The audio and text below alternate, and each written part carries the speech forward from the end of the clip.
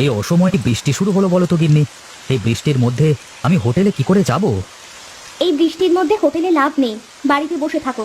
কে আর আসবে তোমার এই ভাঙা হোটেলে এই বৃষ্টির মধ্যে খাবার খেতে? আসবে গো গিন্নি, আসবে, অনেক আসবে। আমার ছাতাটা দাও তো দেখি, বাড়িতে আমার কিছুতেই মন বসবে না। হ্যাঁ তাই যাও, বাজারে গিয়ে ওই খড়ের চালার নিচে বসে বৃষ্টির ফোঁটা গোনো গিয়ে। হ্যাঁ, আমি তাই করব, তাতেই আমার শান্তি। তুমি গিয়ে ছাতাটা নিয়ে এসো।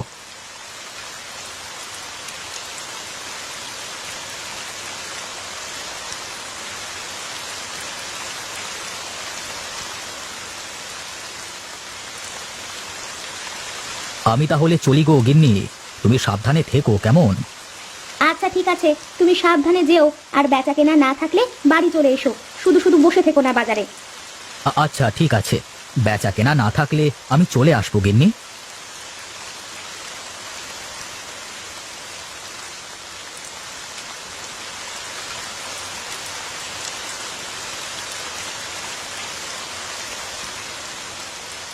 ওই দেখ রঘু, আমাদের মহেশ দাদা এই বৃষ্টির মধ্যে গিয়েও হোটেল খুলবে।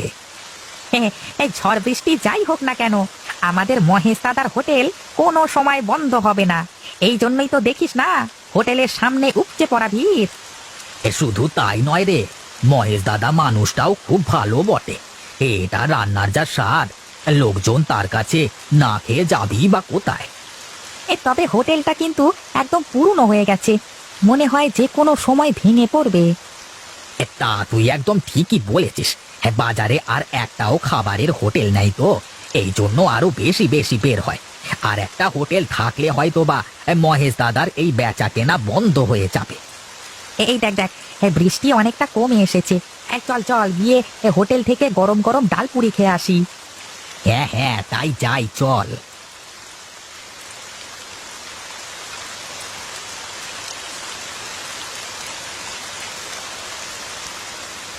আরে মহেশ দাদা, সকাল সকাল তোমার হোটেলে আসলাম ডালপুরি খেতে।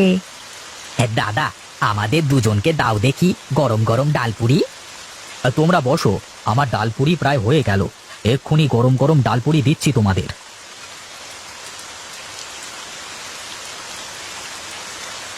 এই নাও দাদা, গরম গরম ডালপুরি কেমন হয়েছে খেয়ে বলো দেখি।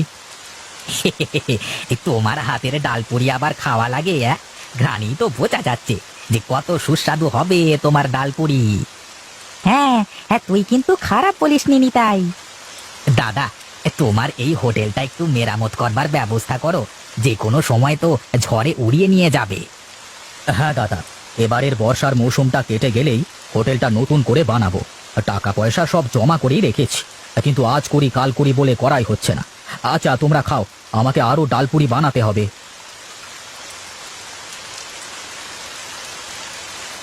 এই চল রঘু, বাড়িতে যাই।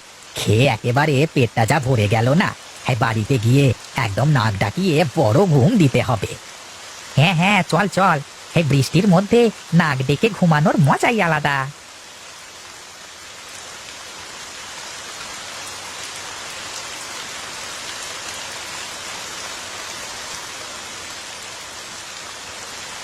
তুমি এসেছো? আমি সেই কখন থেকে তোমার পথ চেয়ে বসে আছি। সে কথা আর বলো না গো গিন্নি, সারা বাজার ঘুরে এলাম, আজকে বৃষ্টির মধ্যে কেউ দোকান খোলেনি, তাই তো মাংসও কিনতে পারলাম না। তাহলে এখন অতিথি এসে ঘরে বসে আছে, এখন তাকে কি খেতে দেবো বলো তো? কেন, বাড়িতে কি মাছ নেই? না গো, বাড়িতে তো মাছ মাংস সব শেষ হয়ে গেছে, রান্না করার মতো আর কিছুই নাই। তাহলে তো ভারী বিপদ, এখন কি করি বলো তো? তুমি আরেকটিবার যাও না, আরেকবার গিয়ে একটু ভালো করে দেখে আসো কেউ দোকান খুলেছে কিনা। তুমি কি পাগল হয়ে গেলে নাকি? এই মাত্র বাজার থেকে ঘুরে আসলাম, কেউ দোকান খোলেনি, আমাকে আবার বাজারে যেতে বলছো? রাগ করো না, আমি তো তোমাকে এমনি সময় বলি না। আজ অতিথি এসেছে, অতিথিকে একটু ভালো মন্দ না খেতে দিলে মান সম্মান থাকবে বলো? হাজার হলেও আমার বাপের বাড়ির আত্মীয়। আচ্ছা আচ্ছা ঠিক আছে, আমি আর একবার গিয়ে দেখে আসি, এবার না হলে দোকানদারদের বাড়ির ওপরে যাব। তা তুমি ঠিকই বলেছ, যাও যাও, দ্রুত কিছু একটা ব্যবস্থা করো তো দেখি।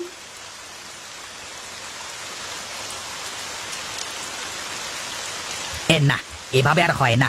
সারাদিন ভরপুর বেচা কেনা কেন করে ওর ভাঙা হোটেল থেকে, আর আমি পাকা দোকান করে বসে আছি, কিন্তু আমার কোনো বেচা কেনা নেই।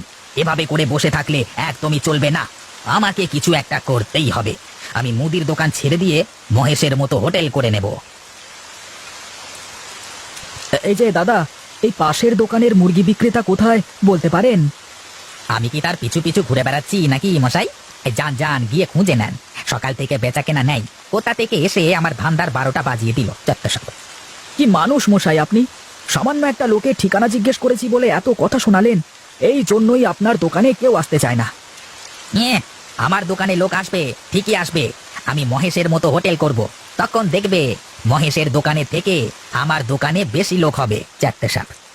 তোমার দোকানে একটা মাছিও আসবে না, এই আমি বলে দিলাম। হ্যাঁ হ্যাঁ, দেখা যাবে দেখা যাবে। এমন নাম কামাবো যে তুমি আগে আমার দোকানে এসে বসে থাকবে। আসুন দাদা, আসুন আসুন আসুন, খেয়ে যান খেয়ে যান। গরম গরম খিচুড়ি আর কালা ভুনা খেয়ে যান দাদা, খেয়ে যান। এই চল, আজ তো অপনের হোটেল থেকে খেয়ে আসি। হ্যাঁ হ্যাঁ, তাই চল যাই।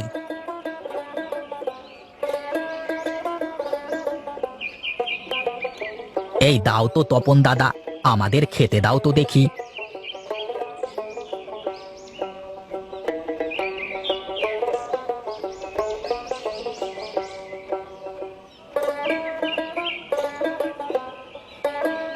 ছ্যা ছ্যা ছ্যা ছ্যা, কি জঘন্য রান্না রে বাবা! এই জঘন্য রান্না মুখে দেওয়া যায় না। ছ্যা! আমার টাকাটা দিয়ে যাও দাদা। যে রান্না করেছে আবার টাকা চাইতে লজ্জা করে না তোমার? একেবারে পাকা ঘর থাকলে আর ভালো চেয়ার টেবিল থাকলে কি হোটেল হয়? হোটেল করতে হলে আগে ভালো রান্না শিখে এসো, যাও। যত সব! এই চল তো এখান থেকে, সকাল সকাল ওরা রান্না খেয়ে দিনটাই মাটি হয়ে গেল।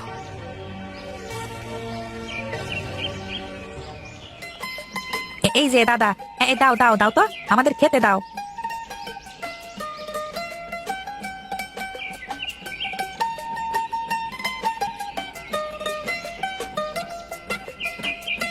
এই নাও দাদা, আজ বিরিয়ানি বানিয়েছি, খেয়ে দেখো তো কেমন হয়েছে।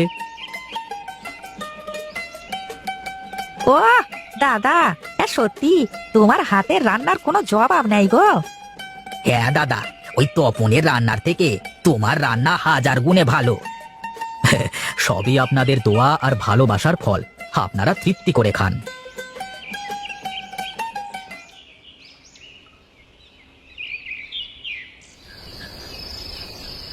কি যে করি বউ, আমার তো আর কিছুই ভালো লাগছে না। এইভাবে চলতে থাকলে তো আমার ব্যবসাটা লাটে উঠে যাবে। তুমি কোনো চিন্তা করো না, একটা ভালো রাঁধুনি খোঁজো, দেখবে তোমার দোকানেও লোকজনের ভিড় করা যাবে। কিন্তু ভালো রাঁধুনি পাই কোথায় বলো তো?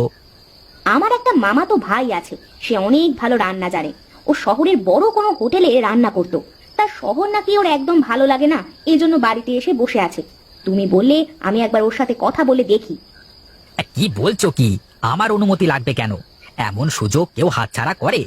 যাও যাও, তুমি কথা বলে দেখো।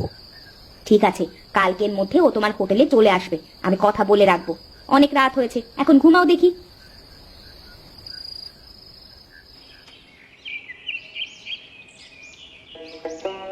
আসুন আসুন, খেয়ে যান, অর্ধেক দামে সব দেশি বিদেশি খাবার। খেয়ে যান। কি হচ্ছে এসব? আমার হোটেলে এত কম দামে ভালো ভালো খাবার দিচ্ছি, তারপরও আমার হোটেলে কেউ আসছে না কেন? না না, এভাবে চলতে থাকলে তো আর হবে না। এই যে তপন দাদা, তা শুনলাম তোমার হোটেলে নাকি অল্প টাকায় বিদেশি খাবার পাওয়া যাচ্ছে। আমাকে একটা বিদেশি খাবার দাও তো দেখি। দাদা, আমার মজা করবার একদম ইচ্ছে নেই এখন, আর ভালো লাগছে না। যাও তো এখান থেকে। সে কি দাদা, কাস্টমারের সাথে কেমন ব্যবহার করছো? আমার দোকানের সব খাবার শেষ হয়ে গেছে, অনেক ক্ষুধা লেগেছে, তাই তো আসলাম তোমার দোকানে খেতে। দাদা, আমাকে কিছু খেতে দাও দেখি। আমি তোমার কাছে কিছুই বিক্রি করব না, তুমি যাও তো দাদা। তুমি সব সময় এটা ভাবো না যে তোমার দোকানে কোনো লোক হয় না আর আমার দোকানে অত লোক হয় কেন? ভাবা ভাবির কি আছে? তোমার রান্না ভালো, তাই তোমার দোকানে এত লোক হয়। না দাদা, তোমার ধারণা একদম ভুল। আমার দোকানের প্রত্যেকটা কাস্টমার আমার অতিথির মতো, আমি কোনোদিন তাদের সাথে খারাপ ব্যবহার করি না। তাই তো তোমার এই পাকা দোকান রেখে আমার ভাঙা ঘরে লোকজন খেতে আসে। মনে রেখো, খরিদ্দার হলো অতিথি।